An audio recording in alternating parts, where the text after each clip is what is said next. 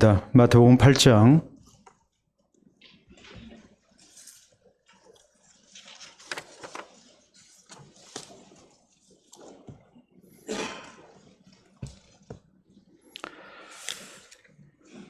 마태복음 8장 5절에서 13절 말씀 교독합니다.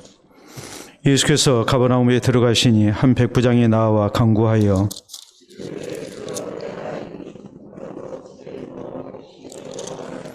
이르시되 내가 가서 고쳐주리라.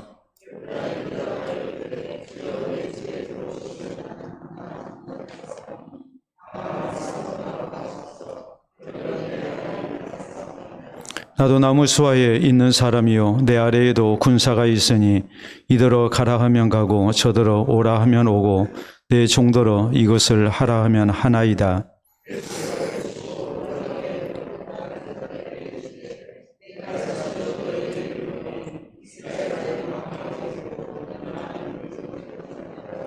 또 너희에게 이르노니 동서로부터 많은 사람이 이르러 아브라함과 이삭과 야곱과 함께 천국에 앉으려니와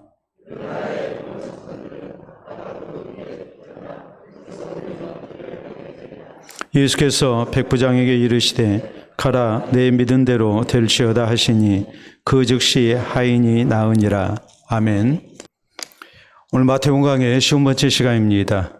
프랑스의 유명한 나폴레옹은 이런 얘기를 했습니다. 사람은 그가 입은 제복의 인간이 된다라는 말을 했습니다. 우리가 세상을 살다 보면 회사의 그런 직원으로서 우리가 회사 옷을 이렇게 사원들이 입는 옷을 입을 수도 있고 또 학생은 교복을 입을 수도 있고 또 그 외에 군인은 군인의 옷을 입을 수가 있습니다. 근데 제복을 입게 되면은 그 직업에 따라서 그의 성격이랄지 습관이랄지 언어랄지 행동 이런 모든 것이 이제 바뀌게 된다는 말이에요. 그러니까 보통 때에 내가 제복을 입지 아니했을 때는 좀 내 신분이 드러나지 않기 때문에 우리가 자유롭게 살 수가 있죠. 그러나 일단 제복을 입게 되면 그 제복에 따라서 어울리는 그런 삶을 우리가 살아야 하기 때문에 이런 직업의식 속에서 사람은 제복의 인간이 된다. 제복을 따라서 이제 그의 모든 삶의 그런 모습들이 이렇게 바뀌게 된다라는 그런 의미입니다. 유명한 역사가 톰비는 또 이런 얘기를 합니다. 전쟁 때 군인은 훔칠 권리까지 있다라는 말을 했습니다. 전시의 군인, 전장터에서의 군인은 범죄할 권한까지 부여를 받았다는 말이에요. 이게 지금 생존 본능에 의해서 적을 죽이고 내 생명을 또 이 국민의 또 나라의 안전을 또 지켜나가야 할 그런 의무가 있는 것이 군인입니다. 그렇기 때문에 전쟁터에서의 군인은 훔칠 권리까지 있다. 훔칠 권리만 있겠습니까? 사람을 죽일 수 있는 권리까지 있게 되죠. 그러니까 제복이라는 것이 또 군인의 신분이라는 것이 그 사람을 어떻게 변화시키는가라는 것을 보여주는 그런 내용입니다. 아무래도 군인이라는 직업은 이제 남성적인 직업이라고 얘기를 해도 결코 다르지 않습니다. 현실적으로 우리나라 같은 경우는 여성은 국방의 의무가 없습니다. 그러나 건강한 남성이라면 특별한 사유가 있지 않은 한 모두가 다 군 복무를 해야 합니다. 그리고 우리가 군인할 때 일반적으로 누구를 먼저 생각합니까? 여성보다는 남성을 먼저 우리가 생각을 하게 되죠. 그러니까 군인이라고 했을 때의 군인은 그 성격이나 행동이나 언어를 우리가 생각하면 아무래도 좀 와일드합니다. 거칠고 또 공격적인 경우가 많다는 것, 이것은 우리가 부인할 수 없는 사실이에요. 군인이 물론 그러지 않으면 군인도 있을 겁니다. 그러나 우리는 그런 경우에 뭐라고 얘기하겠습니까? 저 사람 옷을 잘못 입었다. 군인의 제복을 입지 말고 다른 옷을 입어야 할 사람인데 옷을 잘못 입었다. 군인의 제복이 어울리지 않는다. 우리는 이렇게 얘기를 할 거예요. 반면에 굉장히 남성적이고 그리고 거칠고 또 행동하는 것이 이렇게 맺고 끊는 것이 분명하면서 굉장히 공격적인 그런 이제 이 성격을 가지고 있다면, 야, 저 사람은 정말 군인 되기를 잘했다. 저런 사람이 제복을 입고 군복을 입고 전쟁터에서 싸워야지. 그래야 우리가 든든하지. 이런 식의 생각을 우리가 충분히 할 수 있단 말이에요. 그렇기 때문에 군인이라는 그 직업을 우리가 생각하면 아무래도 이제 좀 거칠다. 또 여러 가지로 공격적이다. 우리가 그런 생각을 지울 수가 없습니다. 모두가 다 그런 건 아니지만 일반적으로 보편적으로 그렇다는 말입니다. 우리는 지난 시간에 우리 예수님께서 한 나병 환자의 간청을 받으시고 저를 이렇게 치유해 주신 내용에 대해서 말씀을 살폈습니다. 이 나병 환자는 목숨을 걸고 예수님 앞에 나왔습니다. 하나님 은혜를 간구한 겁니다. 열심히 있는 모습으로 주님 앞에 나왔을 때 우리 주님은 이 나병 환자의 이제 몸에 손을 대시고 저를 이렇게 치유해 주셨습니다.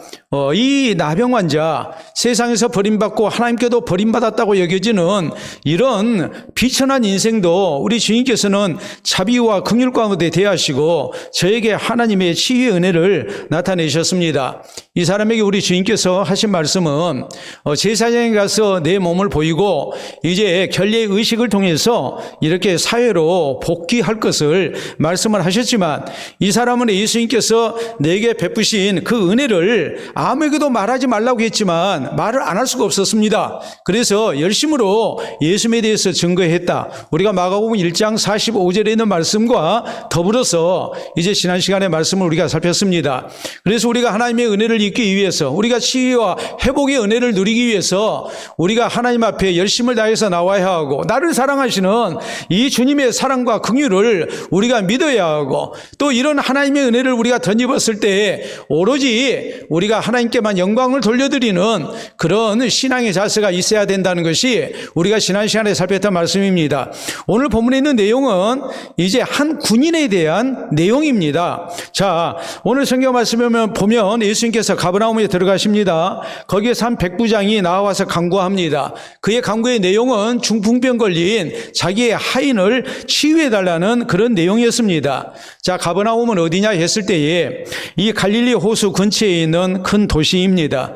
여기는 군사적인 요충지였고 또 그렇기 때문에 로마 군대가 주둔하고 있었습니다. 군인들이 많은 그런 이제 성읍이죠. 여기 백부장이라는 이제 계급이 나오는데, 백부장은 말 그대로 100명의 부하를 지휘하는 로마 군대의 중급 장교입니다. 지금 식민지인 이스라엘을 관할하는 장교입니다. 이 사람이 지금 예수님 앞에 나와서 자기 하인, 중풍병 걸리는 하인을 치유해달라고 요청을 했고, 우리 주님께서는 아주 흔쾌히 이 사람의 요청을 받아들여서 이제 그 중풍병자를 치유하셨다라는 것이 오늘 본문에 있는 내용입니다. 자, 이 군인 백부장의 이런 신앙을 우리가 통해서 오늘 우리가 가져야 할 또 신앙의 자세, 여기에 대해서 우리가 생각을 해봐야 하지 않겠습니까? 우리는 먼저 이 백부장이 병든 하인을 위해서 예수님 앞에 나왔다는 사실을 기억해야 합니다. 여기 5절에 있는 말씀을 보면 예수께서 가버나움에 들어가신 한 백부장이 나와 간구하여 이르되 주여 내 하인이 중풍병으로 집에 누워 몹시 괴로워하나이다 라고 이렇게 예수님 앞에 간청합니다. 여기 하인이라는 말이 나오는데 원문 성경에는 파이스라고 기록이 됩니다. 파이스라는 말은 우리가 이제 일반적으로 종이라는 말 혹은 하인이라는 말 다 비슷하게 우리가 생각을 합니다. 그런데 그렇지 않습니다. 이 단어를 어떤 단어를 썼느냐에 따라서 이 하인도 종도 성격이 달라요. 예를 들어서 둘로스라는 그런 이제 헬라 말을 쓰게 되면은 이 종은 그냥 종이 아니에요. 노예예요. 노예와 종은 다르거든요. 노예는 사람 대접을 받지를 못해요. 근데 오늘 성경 말씀에 이 종은 파이스라고 기록이 됐어요. 파이스는 아들에게도 사용하는 용어예요. 그러니까 이 말씀을 보면 이 백부장이 자기 아들처럼 사랑하는 하인이었다라는 것을 알 수 있어요. 우리가 같은 성경을 기록하고 있는 누가복음 7장 2절에 있는 말씀을 보면 백부장의 사랑하는 종이었다. 성경은 이렇게 설명을 합니다. 그렇기 때문에 종들 가운데서도 좀 신분 있는 종, 또 주인이 신뢰하는 종, 다시 말하자면 집안의 살림을 도맡아 하는 그런 청지기 정도의 그런 종이 아니었겠는가, 이렇게 추측을 해볼 수 있는 대목입니다. 근데 중요한 사실은 이 백부장이 지금 예수님 앞에 나왔어요. 그리고 주님 앞에 나와서 간구를 하는 거예요. 근데 이게 자신의 병이 아니에요. 그렇다고 해서 자기 가족의 병도 아니에요. 자기 어떤 개인적인 문제를 가지고 혹은 군대의 문제를 가지고 예수님 앞에 은혜를 구하는 것도 아니에요. 또 자기가 아끼는 부하를 위해서 지금 예수님께 간구하는 것도 아니에요. 하인을 위해서 지금 간구를 하고 있는 거예요. 더구나 이 사람은 무슨 병에 걸린 사람입니까? 중풍병자라고 그랬거든요. 중풍병에 걸린 사람이거든요. 우리가 누가복음 7장 2절에 있는 말씀 보면 이 하인의 병에 대해서 성경은 뭐라고 말씀하냐면 병들어 죽게 되었으니 그랬어요. 여러분, 오늘날에도 중풍병이라는 거, 우리가 뇌졸중이나 혹은 뇌출혈에 의해서 이렇게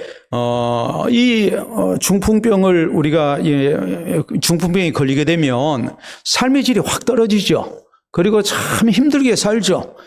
자신뿐만이 아니라 그 옆에 있는 가족들까지 굉장히 많은 고생을 하는 것이 현대의학으로도 쉽게 치료가 안 되는 중풍병 아닙니까?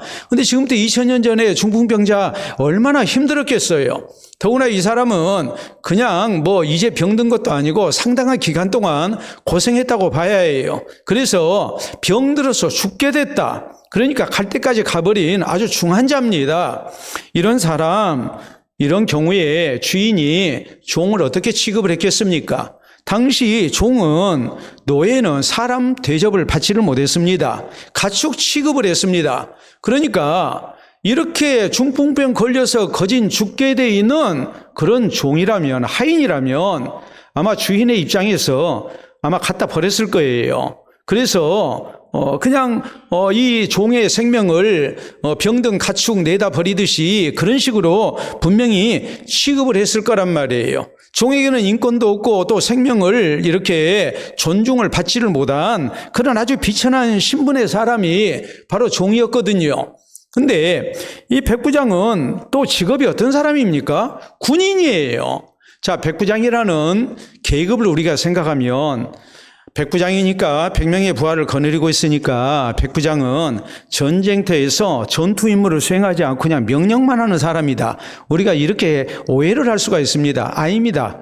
로마의 군대 조직은 실질적인 전투 임무를 누가 수행했냐면 백부장이 수행을 했어요. 백부장이 최일선에 서서 칼을 뽑아 들고 그리고 적과 싸웠습니다. 그러니까 지금과 같은 전쟁이 아니에요. 멀리 있는 적을 보고, 이렇게 수백 미터 밖에 있는 적을 보고 총으로 겨눠가지고 쏴서 죽이는 게 아닙니다. 혹은 비행기에서 폭격해가지고 죽이는 게 아닙니다. 혹은 멀리서 포를 쏴가지고 적을 섬멸하는 그런 전투가 아닙니다.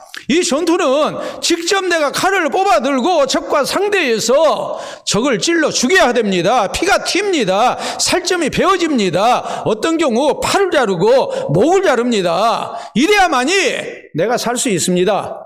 이런 전쟁, 전투 임무를 수없이 수행해온 백부장이라면 그는 성격이 상당히 거칠 수밖에 없는 것이고, 그리고 생명을 중히 여기는 그런 것보다는 효율적이지 아니한 그런 종이 있다면 아마도 쉽게 그 생명을 내버렸을 거예요. 근데 이 사람은 그렇게 하지 아니했어요. 지금 상당히 냉정하고 또 냉혹하고 잔인한 그런 백부장이라는 군인이었음에도 불구하고 이 사람은 병들어 죽게 된 자기 하인, 전혀 소망이 없는 이 병든 하인을 위해서 자기가 직접 예수님 앞에 나와서 간구를 하는 겁니다. 놀랍게도 우리 주님께서는 이 사람의 이 말을 듣고 7절에 이르시되 내가 가서 고쳐주리라. 곧바로 우리 주님은 응답을 하시는 거예요. 여러분, 놀랍지 않습니까? 언제 그 백부장을 봤다고 우리 예수님께서 이 백부장이 예수님 앞에 나와서 내 병든 하인을 고쳐달라고 그러니까 우리 예수님 하시는 말씀이 내가 가서 고쳐주리라. 내가 네 집 가서 내가 네 종을, 하인을 고쳐주겠다. 우리 주님께서 바로 응답하시거든요. 여러분, 왜 주님께서 이렇게 바로 응답을 하셨을까요? 그건 다른 게 아닙니다. 이 백부장이 자기 종을 사랑하는 것을, 그 진실을 보신 겁니다.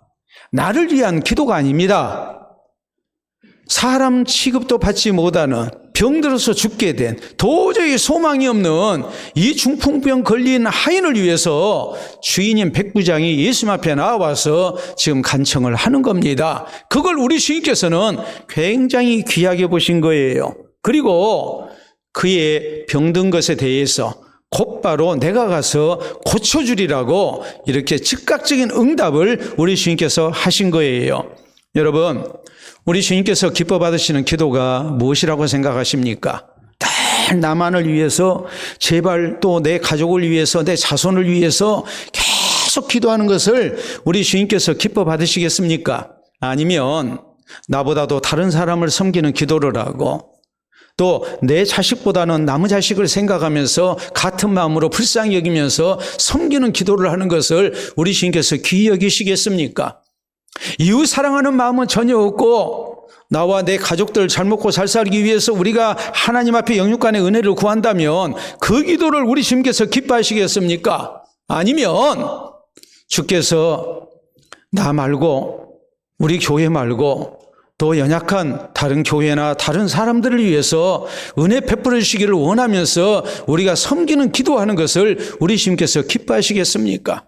우리에게 주신 것을 가지고 우리가 나누고 섬기기 위해서 우리 주님의 은혜를 구하는 것을 우리 주님이 기뻐하시겠습니까? 어떤 기도를 우리 주님이 기뻐하시겠습니까? 내 기도가 오직 나만을 위한 기도, 우리만을 위한 기도가 되어 있다면 이런 이기적인 기도에 우리 주님께서 즉각적으로 응답하시겠는가라는 것을 우리가 생각해야 해요. 이 백부장은 아무도 거들떠보지 않는, 정말 세상적으로 볼 때는 소망도 없고 갖다 버려야 할 이런 중풍병 걸려서 죽게 된 이런 하인을 위해서 예수님 앞에 자신이 직접 나왔습니다. 그리고 주님 앞에 간청하는 겁니다. 그러니까 우리 주님께서 내가 가서 고쳐주리라 즉각적으로 응답을 하신 거예요. 우리의 기도가 어떤 기도가 돼야 될 것인가? 우리가 얼마나 다른 사람을 사랑하고 섬겨야 할 것인가를 우리가 생각해야 해요. 우리 예수님께서는 양과 염소의 비유를 통해서 마태복음 25장에 분명히 말씀하십니다. 지극히 작은 자 하나에게 한 것이 예수님께 한 것이고, 지극히 작은 자 하나에게 안 한 것이 우리 주님께 안 한 것이라고 말씀을 하셨습니다. 이 말의 의미는 우리 주변에 있는 헐벗고 굶주린 이웃들, 병든 이웃들, 또 소외된 이웃들, 우리가 소홀히 해서는 안 된다는 말이에요. 우리 그리스도인은 이웃을 사랑하고 섬기고 나누면서 살아야 된다는 말이에요. 그것이 주님을 영화롭게 하는 것이고, 그것이 주님께서 사랑하실 만한 조건이 되는 거예요.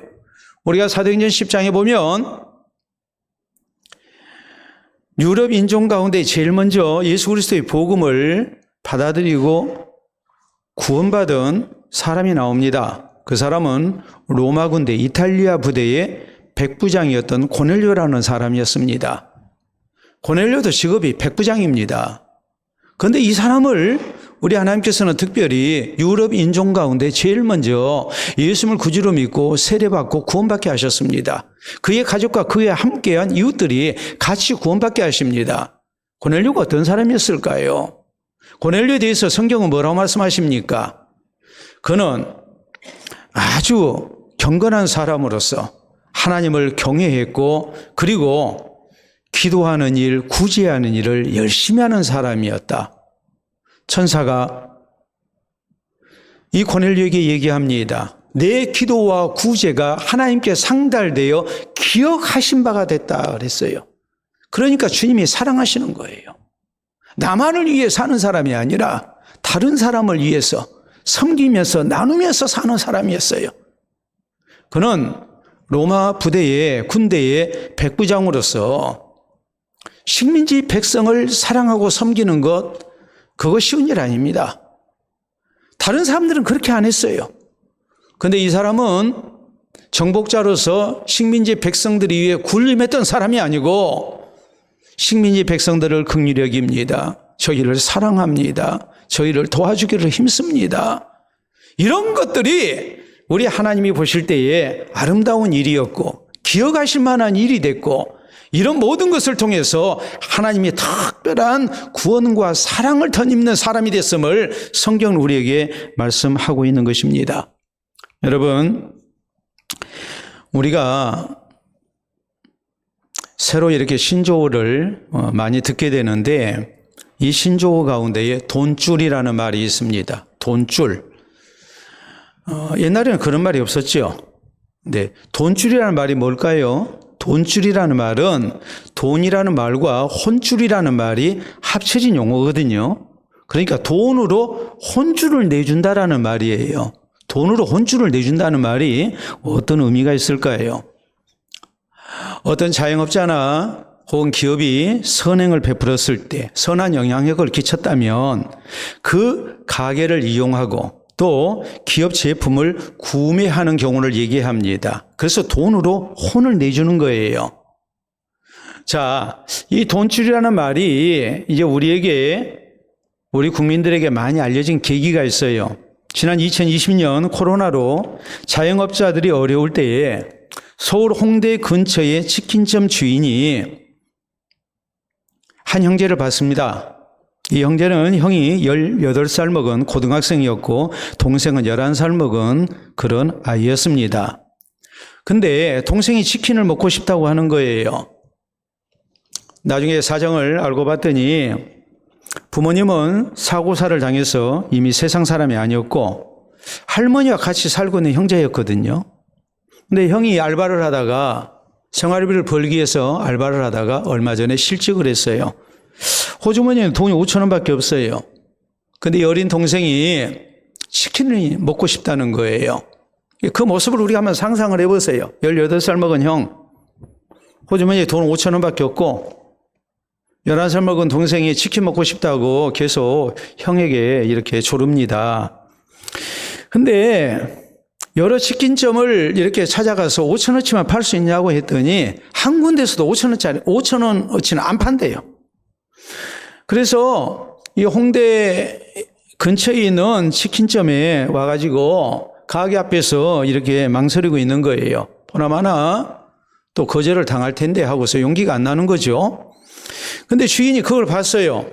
그리고서 들어오라고 그랬어요. 눈치를 챈 거죠. 아, 쟤들이 치킨을 먹고 싶은데 돈이 없는 거구나. 행색도 그렇게 유복하게 보이지도 않고 그러니까 주인이 동정심이 들어서 들어오라고 그랬어요. 그래가지고 물어봤더니 5천 원치 치킨을 파느냐고 형이 얘기를 하는 거예요. 그러니까 판다고 그러면서 5천 원치만 좋겠습니까? 두 형제가 충분히 먹을 수 있는 양을 제공을 했습니다. 그리고 다음에 언제든지 먹고 싶을 때는 그냥 오도록 해라. 그럼 내가 주겠다 그랬어요. 그러니까 이 형제가 참 고맙잖아요. 형이 치킨점 본사에 편지로 이 사실을 알렸어요. 자, 이렇게 편지를 손편지를 써가지고 보시게 되면 저렇게 빽빽하게 써서 보냈어요. 그랬더니 본사에서 이 미담을 매스컴에 알려가지고 많은 국민들이 알게 된 겁니다. 소비자들이 이걸 보고 돈으로 혼내줘야 되겠다. 그래서 돈줄이라는 말이 나오기 시작한 거예요. 그 치킨집이 굉장히 많은 사람들이 이렇게 주문이 밀렸습니다. 그런데 더 아름다운 것은 이분이 여기에서 올린 수익을 또 다른 사람, 가난한 사람을 돕는 거예요. 얼마나 아름다운 일입니까? 여러분, 내가 먼저 다른 사람에게 베풀어야 하나님께서도 나에게 사랑을 베푸세요. 기도 응답도 그렇고 하나님의 도움도 그래요.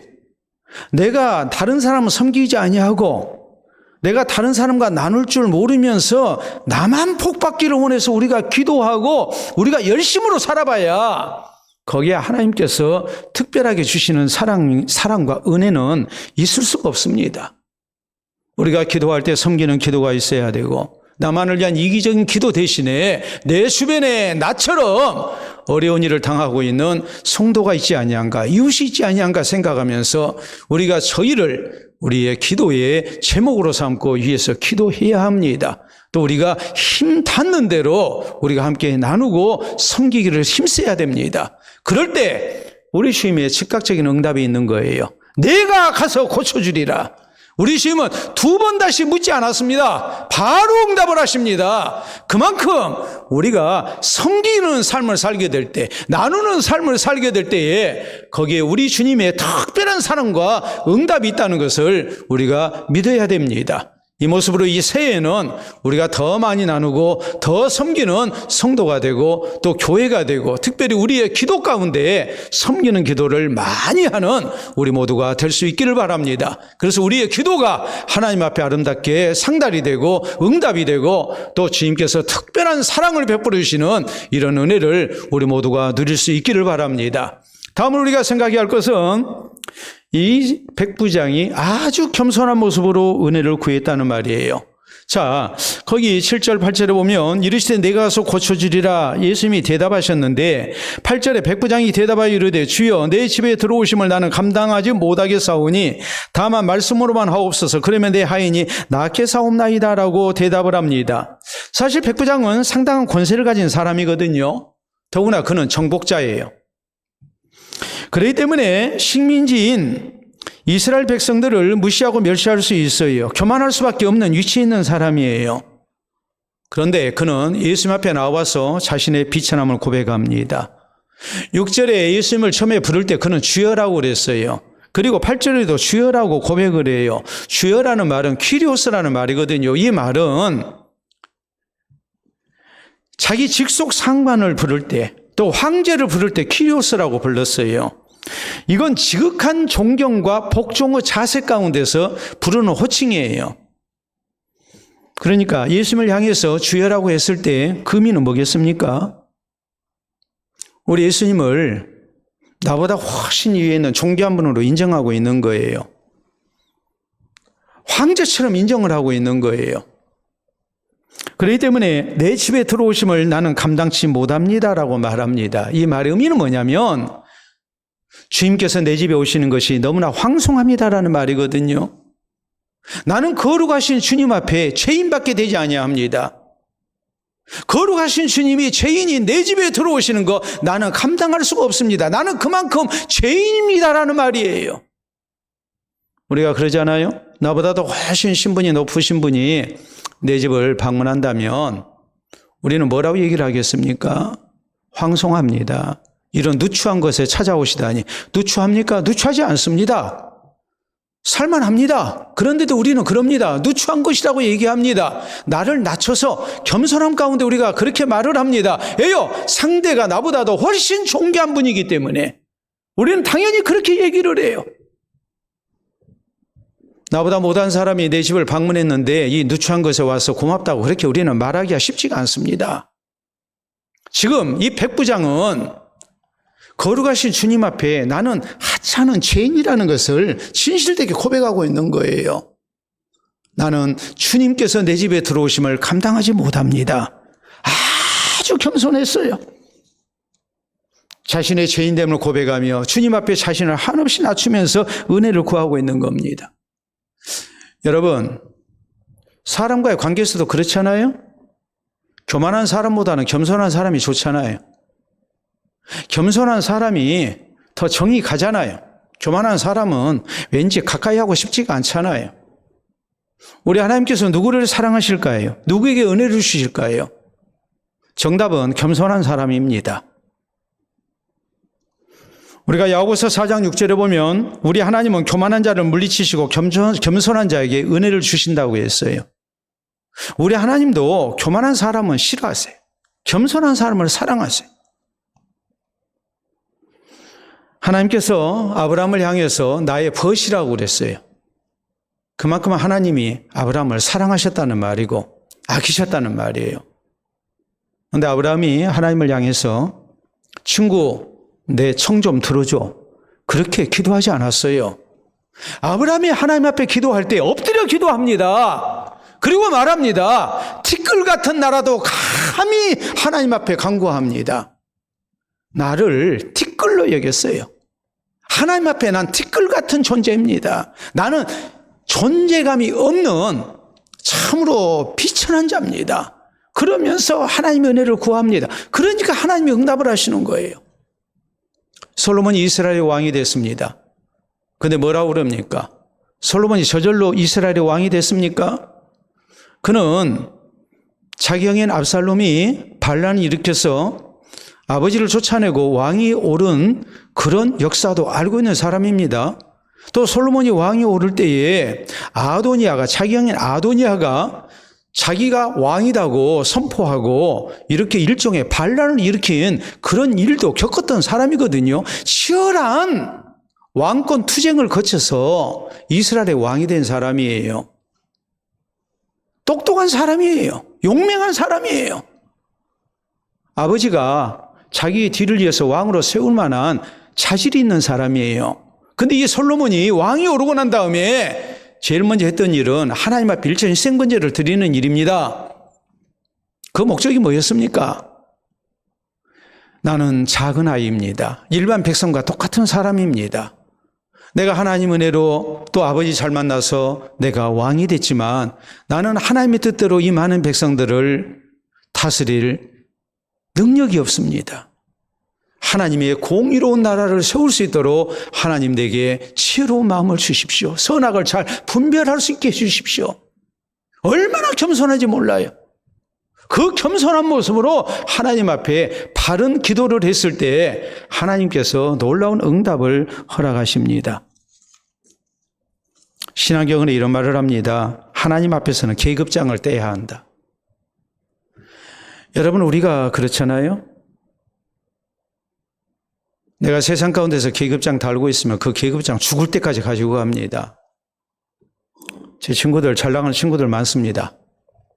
근데 다 은퇴했는데 여전히 옛날 직책으로 불러요.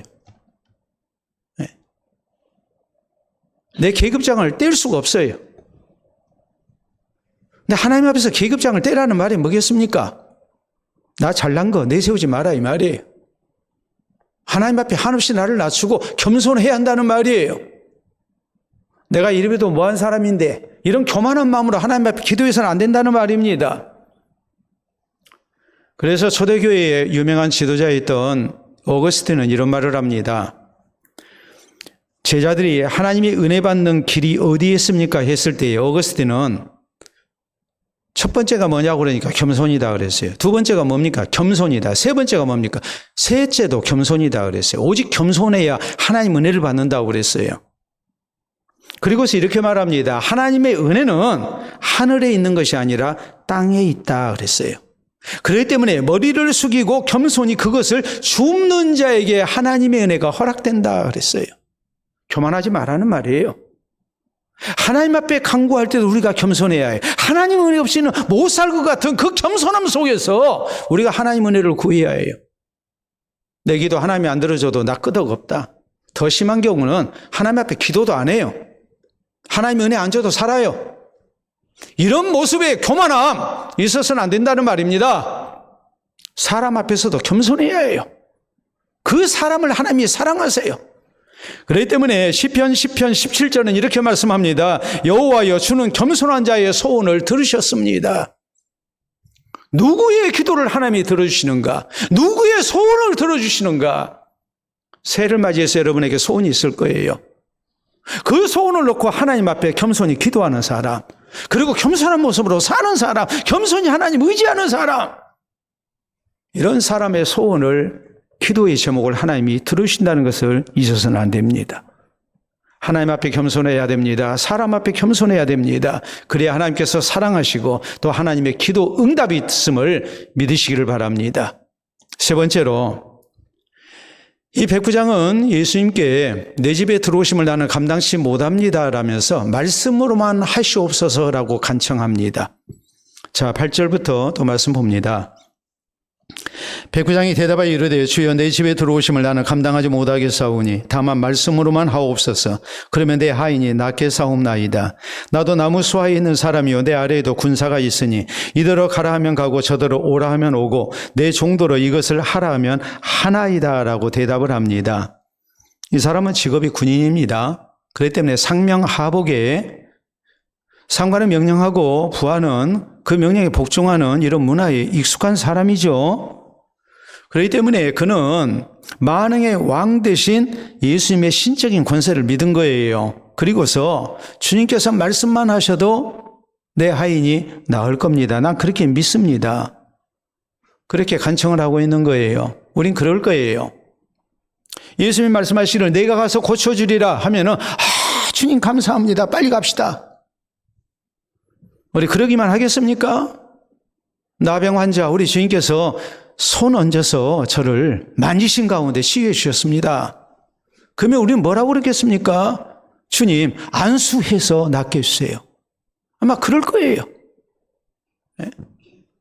제가 여러분 위해서 기도하면서 제가 안수하고 기도하면 더 좋아라 하시겠죠. 우리 권사님들 가운데 무릎 수술하시고 이래저래 수술하신 분들 코로나 기간이라 더구나 병문안이 이렇게 허용이 안 되는 그런 병원이 많고 하니까 아주 공평하게 제가 병원 신방을 하지 않습니다. 수술하러 가시기 전에 목양실에 올라오셔서 기도받고 가시라고 그래요. 위에서 기도하고 그리고 이렇게 위로하고 계속 기도하겠습니다 하고 보내드립니다. 근데 무릎 수술하신 분들 무릎에 제가 손을 얹고 안수 기도하면 더 좋아라 하시겠죠. 머리에 손 얹고 기도하면 더 좋아하시겠죠. 그러지 않겠습니까? 근데 그것이 습관이 되면 좋지 않거든요. 우리의 기도를 받으시는 하나님을 의지하는 것이 아니라 그 손을 의지를 해요. 손이 아픈 부위에 올라가지 아니하면 기도가 효험이 없다고 생각을 해요. 미신적인 기도가 되는 거예요. 그래서 저는 안 해요. 여러분이 서운하시든지 말든지 신앙적으로 도움이 안 된다고 생각하기 때문에 그렇게 하지 않습니다. 그런데 예수님께서 말씀하시기를 내가 가서 고쳐주리라. 바로 조금 전에 나병 환자의 상처난 몸을 만지시고 저를 낫게 하셨다면 당연히 뭐라고 그러겠습니까? 주님 이왕이면 우리 집에 오셔서 오신 김에 상처에 손을 얹고 안수해서 낫게 해주십시오. 그럴 수도 있잖아요. 근데 뭐라고 그럽니까? 말씀으로만 하옵소서. 그러면 낫겠습니다. 나의 죄인됨을 고백하면서 예수 그리스도의 하나님 되심을 믿는 겁니다. 전능하신 주님의 말씀에 권세를 믿는 겁니다. 그리고 사는 말이 뭡니까? 나도 군인으로서 상관의 말에 나는 절대 복종하고 내 부하들도 내 말에 절대 복종합니다.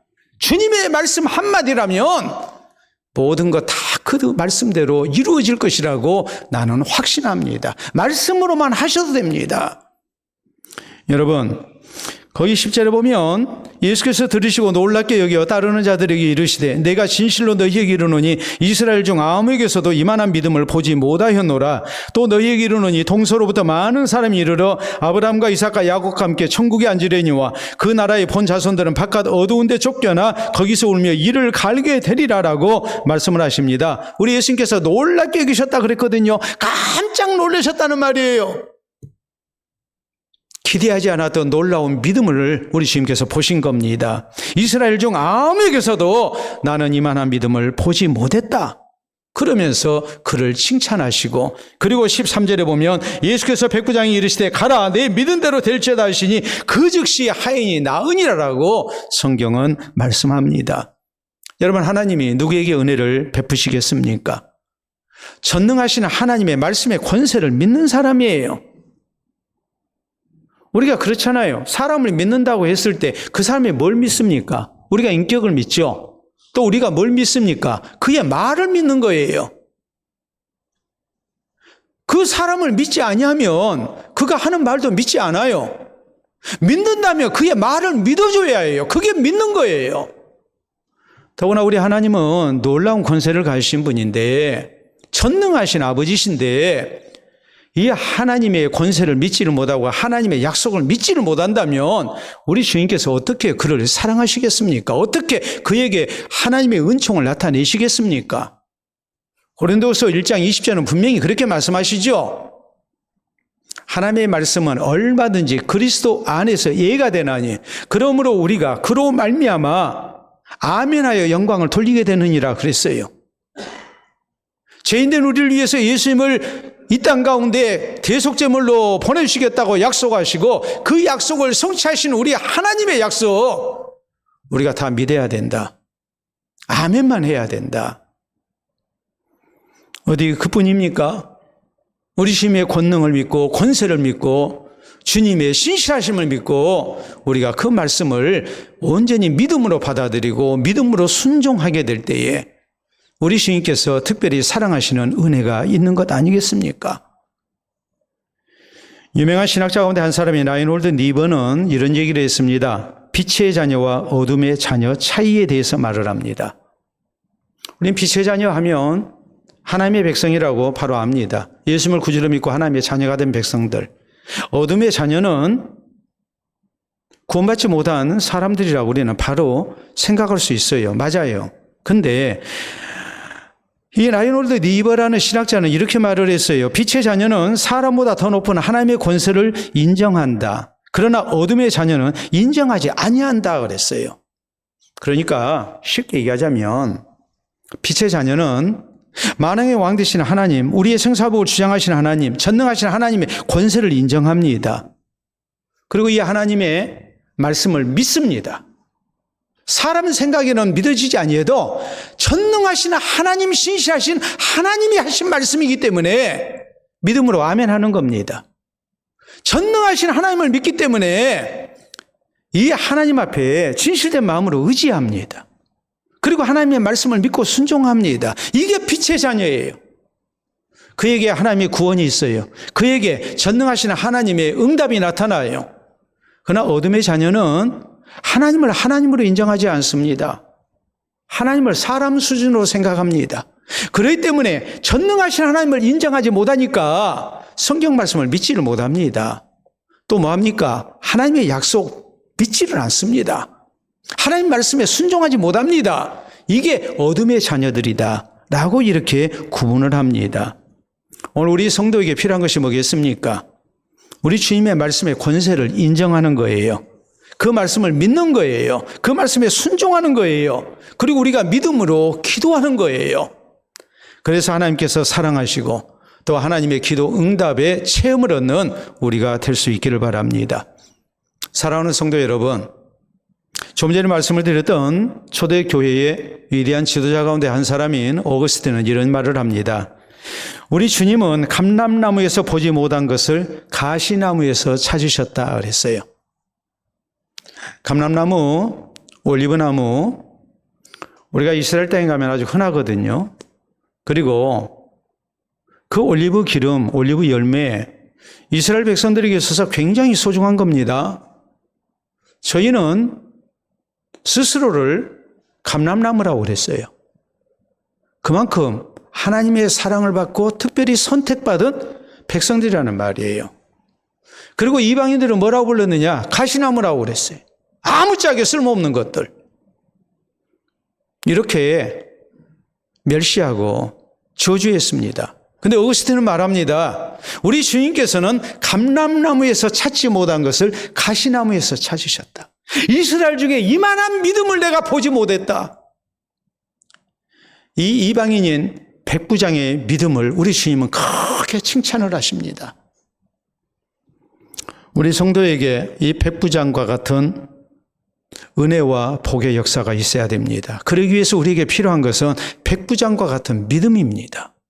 백부장과 같은 신앙의 모습입니다. 우리가 이 새해를 통해서 살아계신 우리 주님의 특별한 사랑과 은총을 입고 우리의 기도가 응답되는 은혜 속에서 사는 성도가 돼야 되는데, 그러기 위해서 우리에게 필요한 것이 뭐겠습니까? 나만을 위해 살아서는 안 됩니다. 이 백부장처럼 다른 사람 사랑하고 섬기는 사람이 돼야 되고, 정말 세상적으로 볼 때에 가치 없는 인생 같은 그런 사람도 우리가 소중히 여기고 또 이웃 사랑을 베풀 수 있어야 됩니다. 섬기는 기도를 우리가 많이 해야 합니다. 그리고 우리는 주님 앞에 나 자신을 낮추면서 겸손한 모습으로 우리가 살아야 하고, 겸손 가운데 주의 은혜를 구하는 성도가 돼야 됩니다. 더 나아가서 우리는 주님의 왕되심을 믿고 주의 말씀의 권세를 우리는 믿고 이 말씀 앞에 아멘하고 순종하며 사는 성도가 돼야 되고, 믿음으로 구할 줄 아는 성도가 돼야 됩니다.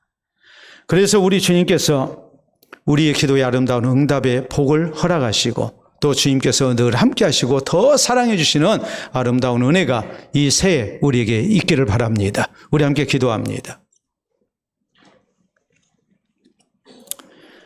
우리 모두 이 새해 하나님의 특별한 은혜를 받기를 소원합니다. 소원은 있지만 그 소원을 이루시는 분이 우리 하나님이신 것도 잘 알지만 이 하나님 앞에 과연 바른 신앙의 자세가 있는가라는 것 우리가 생각해 봐야 하지 않겠습니까? 주님께서 내 기도에 내 소원에 응답하실 만한 아름다운 신앙의 모습 우리에게 있어야 됩니다. 이웃을 사랑하고 섬기는 사람, 겸손한 모습으로 하나님 은혜를 구하고 또 하나님을 섬길 줄 아는 사람, 전능하신 주님을 믿고 온전히 주의 말씀 앞에 순종할 줄 아는 사람, 믿음으로 응답할 줄 아는 사람 되어야 됩니다. 그래야 주님께서 함께 하시는 아름다운 새해가 될 수 있습니다. 기도합시다.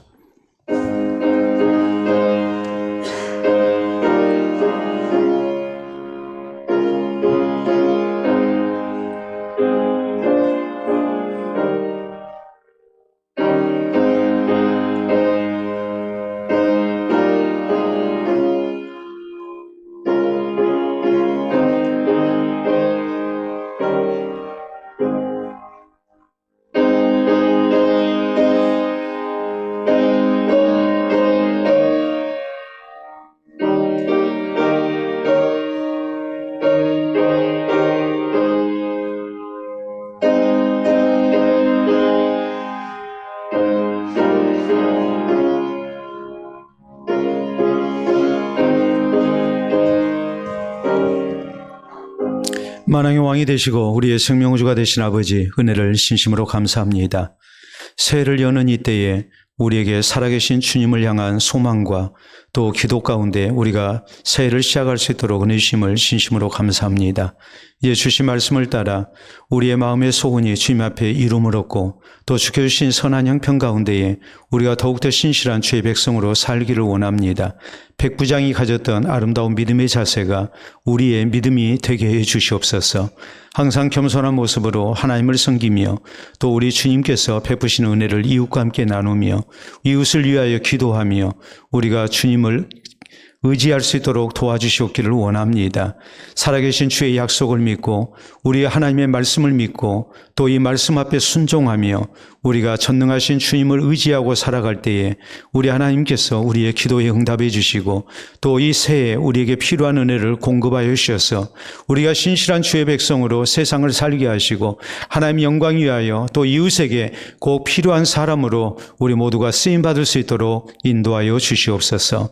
새해를 맞이하여 더 겸손함으로 하나님 앞에 기도하게 하시고 이웃 사랑을 힘쓰게 하시고 또 하나님 말씀 부여잡고 사는 우리 모두 되게 하여 주셔서 이제까지 누리지 못한 하나님의 놀라운 살아계신 은혜를 체험하게 하시고 기도 응답의 은혜를 우리가 허락받게 하시고 또 우리 입술을 열어 주의 베푸신 은혜를 찬미하며 주께 영광을 돌려드리는 우리 모든 성도들 되게 하여 주시옵소서. 감사하고 예수님 이름으로 기도하옵나이다.